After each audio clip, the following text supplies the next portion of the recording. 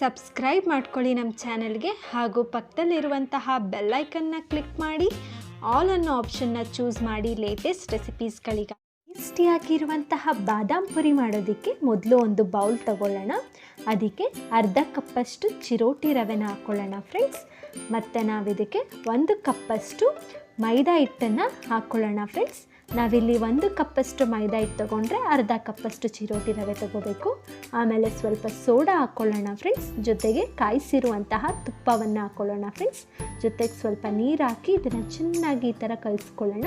ಈಗ ಮೇಲ್ ಪ್ಲೇಟ್ ಮುಚ್ಚಿ ಒಂದು 10 ನಿಮಿಷ ಹಾಗೆ ಇಡೋಣ ಫ್ರೆಂಡ್ಸ್. ಈಗ ಪಾಕ ಮಾಡ್ಕೊಳ್ಳೋಣ. ಪಾಕ ಮಾಡೋದಕ್ಕೆ 1 ಕಪ್ಪಷ್ಟು ಸಕ್ಕರೆ ಹಾಕ್ಕೊಳ್ಳೋಣ. ಅದಕ್ಕೆ ಅರ್ಧ ಕಪ್ಪಷ್ಟು ನೀರು ಹಾಕಿ ಸಿಮ್ಮಲ್ಲಿ ಹಾಗೆ ಇಡೋಣ ಫ್ರೆಂಡ್ಸ್. ಈಗ ನೋಡಿ ಸಕ್ಕರೆ ಎಲ್ಲ ಕರಗಿದೆ.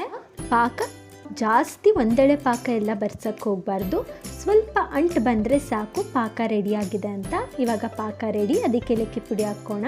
ಆವಾಗಲೇ ಇಟ್ಟಿದ್ದಂತಹ ಹಿಟ್ಟು ಏನಾಗಿದೆ ನೋಡೋಣ. ನೋಡಿ ಎಷ್ಟು ಸಾಫ್ಟ್ ಆಗಿದೆ ಅಂತ. ಇದನ್ನೆಲ್ಲ ಈ ಥರ ಸಣ್ಣದಾಗಿ ಉಂಡೆ ಕಟ್ಕೊಳ್ಳೋಣ ಫ್ರೆಂಡ್ಸ್. ಇವಾಗ ಇದನ್ನು ಈ ಥರ ರೌಂಡಕ್ಕೆ ಲಟ್ಟಿಸ್ಕೊಂಡು ನೋಡಿ ಈ ಥರ ಮಡಿಸಿದನ್ನೆಲ್ಲ ಈ ಥರ ಟ್ರಯಾಂಗಲ್ ಶೇಪಲ್ಲಿ ಮಡ್ಚ್ಕೊಳ್ಳಿ. ಆಮೇಲೆ ಮತ್ತೆ ಇದನ್ನು ಸ್ವಲ್ಪ ಲೈಟಾಗಿ ಈ ಥರ ಲಟ್ಟಿಸ್ಕೊಳ್ಳಿ ಫ್ರೆಂಡ್ಸ್.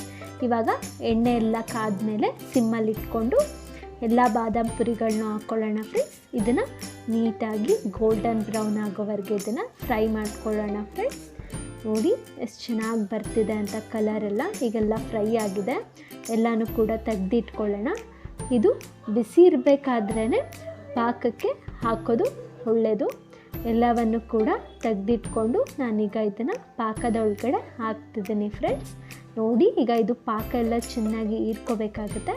ಅದಕ್ಕೆ ಇದನ್ನು ನೀಟಾಗಿ ಪಾಕ ಎಲ್ಲ ನೀಟಾಗಿ ಡಿಪ್ ಮಾಡಿ ಅದನ್ನು ನೀಟಾಗಿ ಇವಾಗ ಪ್ಲೇಟ್ ಮುಚ್ಚಿ ಇಡೋಣ ಫ್ರೆಂಡ್ಸ್. ನೋಡಿ ಪಾಕ ಎಲ್ಲ ಚೆನ್ನಾಗಿ ಹೀರ್ಕೊಂಡಿದೆ. ಈಗ ಟೇಸ್ಟಿಯಾಗಿರುವಂತಹ ಬಾದಾಮ್ ಪುರಿ ರೆಡಿಯಾಗಿದೆ ಫ್ರೆಂಡ್ಸ್. ಈ ವಿಡಿಯೋ ನಿಮಗೆ ಇಷ್ಟ ಆಗಿದ್ದಲ್ಲಿ ದಯವಿಟ್ಟು ಲೈಕ್ ಮಾಡಿ, ಶೇರ್ ಮಾಡಿ, ಹಾಗೂ ನಮ್ಮ ಚಾನಲ್ಗೆ ದಯವಿಟ್ಟು ಸಬ್ಸ್ಕ್ರೈಬ್ ಮಾಡ್ಕೊಳ್ಳಿ.